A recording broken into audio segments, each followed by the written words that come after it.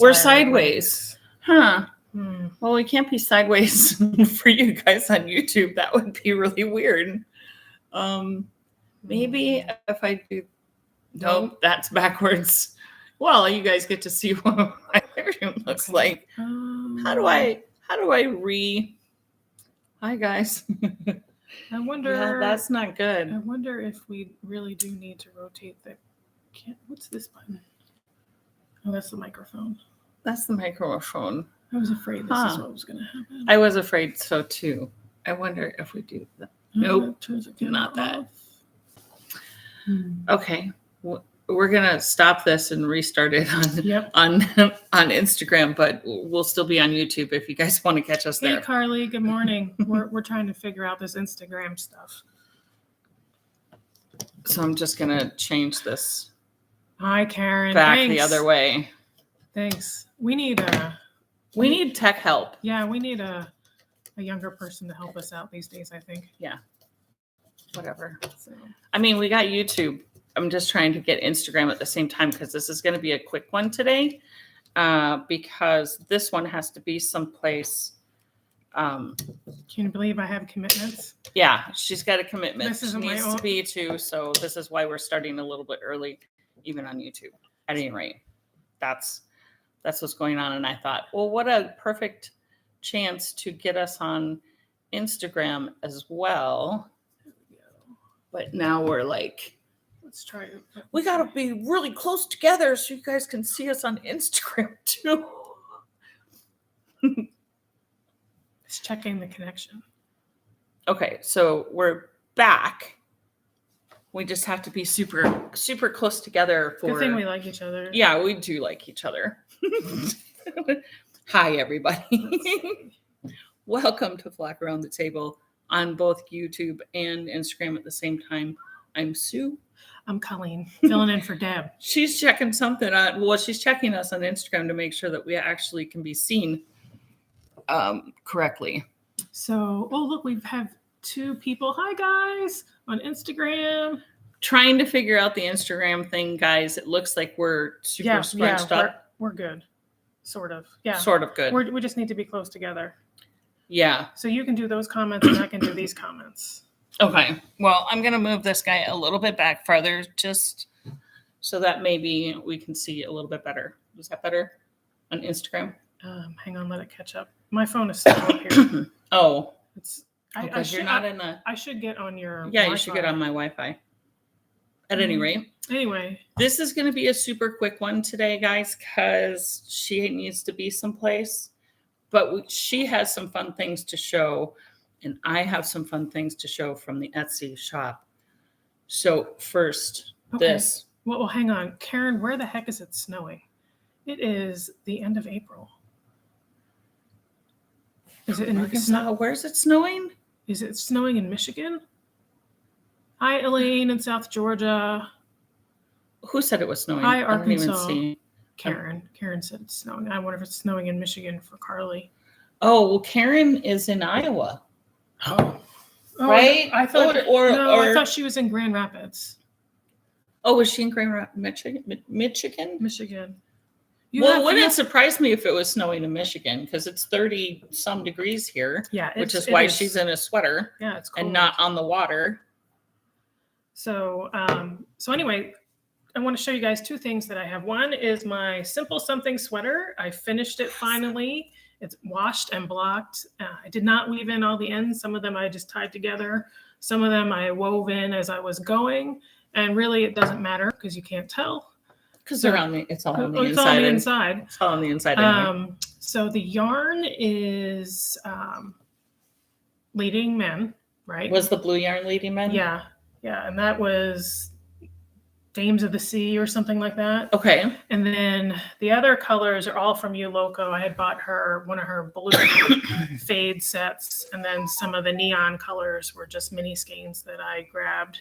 And so I just changed colors as I was going. So I like it's my first raglan. I think it looks like a raglan. I think it actually looks like a sweater. See, like arms matched and everything. It looks awesome on you. And she made it a short sleeve. So yeah. No hate on that, but no sleeve island. Well, no, yeah, it's hot. It will be hot. It's hot enough, Like, right? It's fingering held double, so I didn't want long sleeves and then only be able to wear it once or twice a season. So yeah, when it's like when it's below zero, brutally cold Yeah. outside. Yeah. So the only thing I don't like is I don't like how high the collar comes up. Like I wish it was like more like that. So the next one I make, I'll have to figure out either a different pattern or a different kind of collar. Or yeah, different kind of collar. Yeah, but I wonder if you couldn't just do, a couple of rows, like the bottom Mm-hmm. couple of rows. And then if you wanted it more finished to do I could help you do some sort of crazy crocheted, like Yeah. back frog or something Yeah. like that, where it would, Yeah. So Karen is in Grand Rapids. Grand Rapids, Okay, that's what I thought. Michigan. Well, I don't know why I was thinking you were in Iowa. I'm so sorry. You may want to point your camera down. It's okay. This So, one. Oh, this one. Yep. Sorry, guys. You're right. You're right. Thank you. My bad. Yeah, thanks. Look at this. We have like this weird glow on We Instagram. do. So, We're glowing. That's fine. We're glowing. Whatever. It is what it is. It's because of all the coffee we drink. I'm just an old person and it's all my techie stuff. So she's more techie. Probably more techie than me. Not when it comes to this stuff, guys. But I'm trying to work through it. We're just trying to work through it, trying to get to as many people as we possibly can who needs the fiber arts in their Sunday morning. Exactly. So the other thing I wanted to show you guys, if you've seen me on the podcast before, I've talked about accountability and knitting. Well, I'm going to show you and explain to you why I'm actually trying to hold myself to that. So the sweater came off the needles. I have not cast anything else on. I also have these socks, and this is the sole reason why I can no longer have like 5 projects going at the same time. This nice sock here and over there is the Freckled Whimsy. This is her Advent skein. See how nice it is? Yeah. I mean, I do. We showed this one. Yeah. Because you had the little bit of kind of texture on the top, but because it's stripy, it keeps you motivated because the next color comes sooner, blah, blah, blah, blah, blah. Well, I had forgot that I did this one and grabbed the other skein, right? Because I wound 2 skeins separately. Yep.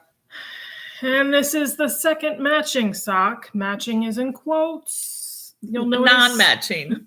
The toe is not white. So it's not white.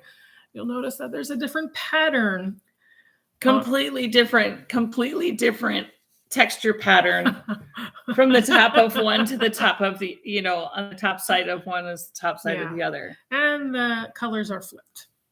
And once I realized this, I said, forget it. I'm going to just keep on going. They'll be officially mismatched socks, sort of. Yeah. Well, right? Like that's the thing anyway, right? I think so. That's what we're going with the younger generation in the mismatch. Yeah. I think that started because so many young people lose socks. And so why does it really matter? Just wear a red sock and a blue sock. Who cares? Well, so I agree with that, except when I'm going rowing. It's a superstition they have to match. Okay. Well, but which is hard in my house.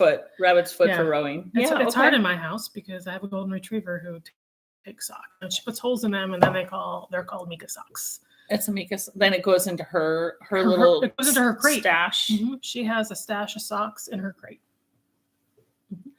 But then after it gets her scent on it too much, it doesn't have your scent on it. So she has to go find new ones, right? That sometimes I grab them, wash them, and then I'll wear a holy sock around the house so then it gets your scent back on it. Yeah, and I give it to her. That's smart. I try. Oh, hello from Norway. Nice. Hello. Hi, Norway. That's fabulous. Let's see. So anyway, that's my whole deal. So when I'm done these socks, I don't know. I might not cast on another pair of socks because I still have zigzag to finish. That god awful. Karen can whip these out. I'm like, Karen's on number 3 or starting number 4, but she's monogamous. She's a very monogamous.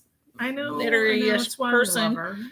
And then I still have my 10-stitch blanket that I've made some good progress and want to finish, because what I really want to do is learn to crochet so I can crochet a corner to corner and use up a whole bunch of yarn. So then I can buy new yarn. Right. So there is a method to my madness, but at the same time, I need something that's mindless for the nights when I'm tired or I'm somewhere and I'm talking. Like I can't do zigzag and really. There's too much counting in that one. Yeah. Too much Yeah, counting. so I understand that. I understand. I did this last week. I know I almost promised you guys that I was going to finish that hat, the crochet hat. mm-hmm. This last week, guys. Do you have it? I didn't do hardly anything. I want to see it. I've only seen the pictures on Instagram. This whole week, I haven't done hardly anything. I wanted to steal this yarn from you. I know. Do you remember that? I do remember. Yeah, I didn't. I thought about it though. So, and I can honestly say, so I put up a picture of this on Instagram, and I asked you guys, I asked everybody, have you ever thought of putting stitch markers directly into the fabric? So show it over there too. So it is directly, like they don't come out. These are not removable stitch markers. They're actually in it. And I got some interesting answers. I mean, a lot of people were like, "Ooh, that's kind of cool." But I did have one person where and I'm certain she didn't mean it the way some people took it, but she said, "Why? Why not?" Right. Because and Sue another has person, thousands of these. And another person said something like that. Well, why not? And I kind of came in and I said, honestly, the reason why I did it was because I wanted to make a project to match this fabric. So the fabric has pink, white, black, and gold. But if you guys know me, I don't like to shop a whole lot. I'm not a consumer. So the only thing I really had that was gold, or the color gold that I wanted, was this gold beads. So I made up stitch markers with the gold beads and thought, well, we're just going to try this and see what happens. I think it's kind of cool looking. But I said I was going to have the hat done. I maybe got around one more time. I don't know. I kind of like it. Seeing it in person, it looks cooler. It's interesting. The picture can give you credit for. And I like the stitch pattern. I don't know what it is. I'm not a crocheter yet. It is just a half double. Oh, okay. I like it. For the crocheters out there, they know that the stitch that I'm doing with the white and black is a half double up here. So the ribbing is done this way, the short way, in crochet through the back loop. So it looks like a belt. Yeah. When you're doing this part, and then you seam it together there, and then you just start working in the round. I will have the pattern out when I get this one done. I had the pattern and I had it up on Ravelry, but when I closed my Ravelry shop down, I took that, and since then I have lost the photos of that original hat that I made. So I will have this one up after I get done with this. The other new thing that I have this week up on Etsy are these little. Oh yeah, guys, these are super cool. They are super lightweight. They're very light, very incredibly lightweight. Like, I was shocked when I got in the product how lightweight they are. So they come in 5 packs, and you can make them any way you want, whether it's a stitch marker, a needle hugger, or, a progress keeper of some sort. So they are white, teal, black, red, and a very dark gray. It is hard to show that dark gray on a photo, but I tried my best. Yeah, guys, I like them. They are very lightweight. And she goes, "Do you have a gram scale?" Yeah. And I'm like, "I don't, but I should get one because I think that would be a good thing to have on all of the stitch markers, progress keepers. I think that's dark blue. Do you think it's dark? See, so there were some of them where it depends on the light, guys. It's either dark blue or dark gray. So for those of you fingering weight yarn people out there, these would be really good. You know, I don't think you have to worry about it pulling your stitches down if you use it as a progress keeper. I know I worry about that because I knit so many socks and do so much with fingering weight. I'm very particular about my progress keepers. These are super, super light. All Like 5 of them together is Yeah. not even an ounce. Mm-mm. Even with this, I was literally shocked. They're not enamel. They are like, they're metal, but they're very, very thin. So we have somebody who says that their 5-year-old grandson can't understand why he doesn't get all the stitch markers when he gets a finished garment. Right? What's he gonna do with them? You know what? Maybe you should give it to him.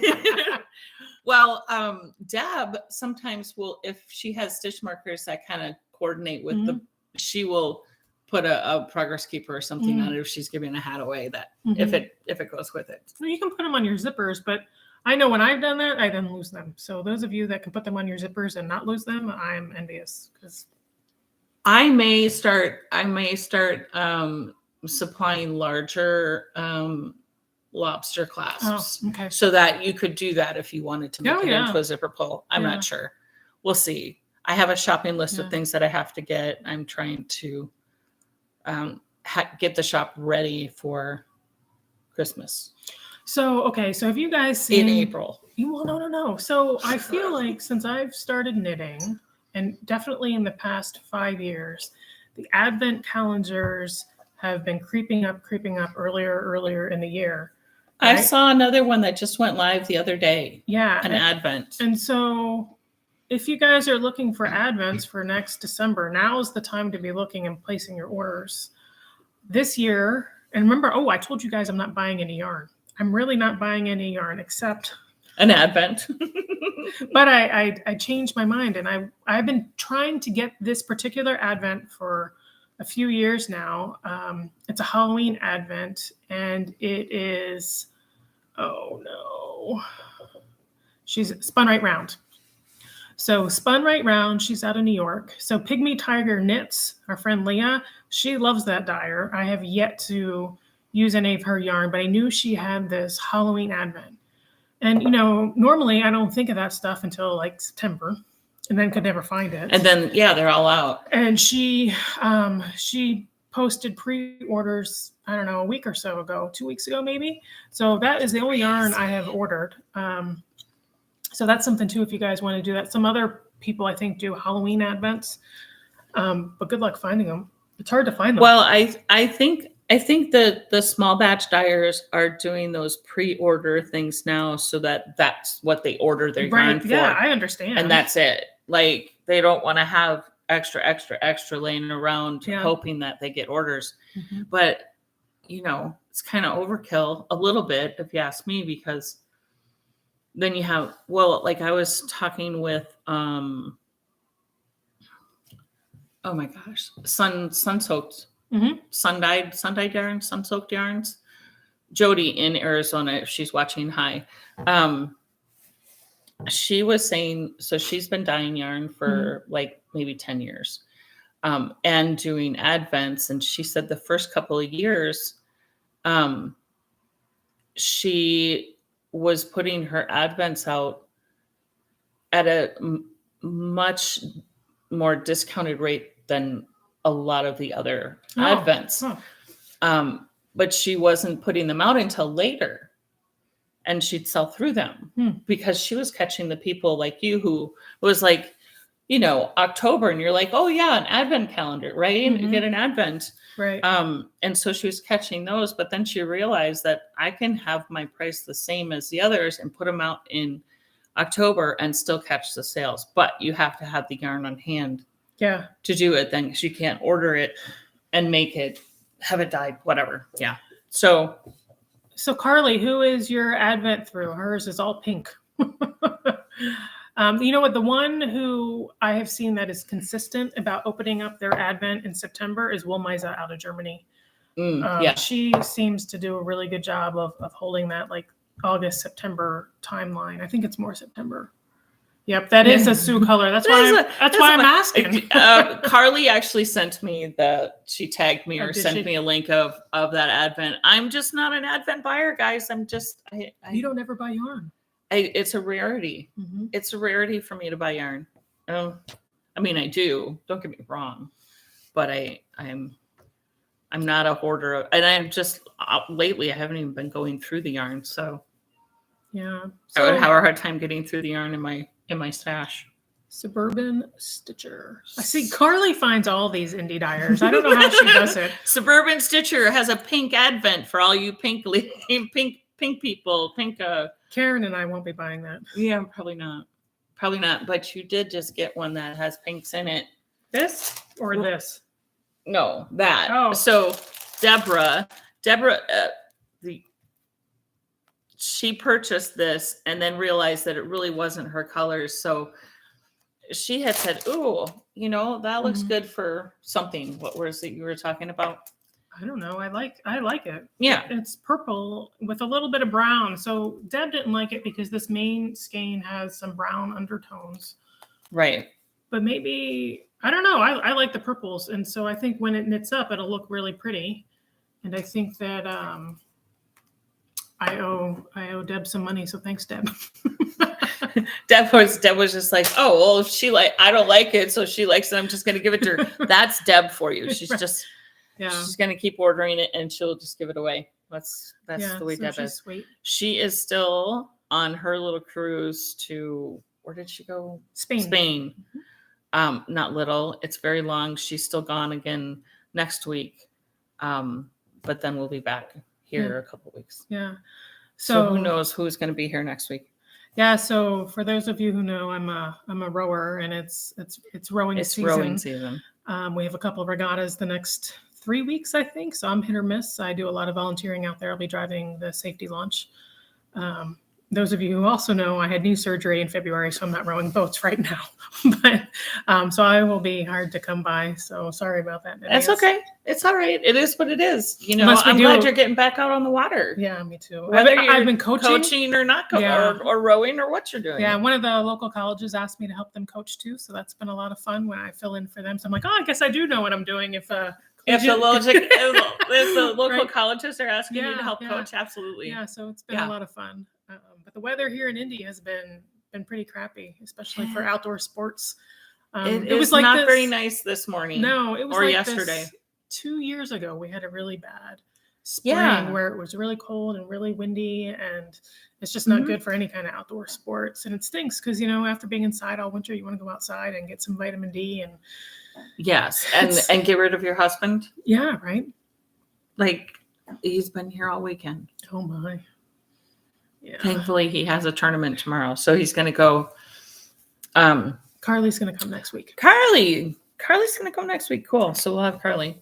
Yeah, my husband has a golf tournament tomorrow, so he said, "Oh, tee off time it'll be 45 degrees." Yeah. That's too cold. Well, he has his warm vest. I know, and a card heater and all that stuff, but Mm-hmm. I'm trying to think of what else is going on. Would you go row a boat in 45-degree weather with winds? I can't do it with the winds. It will flip.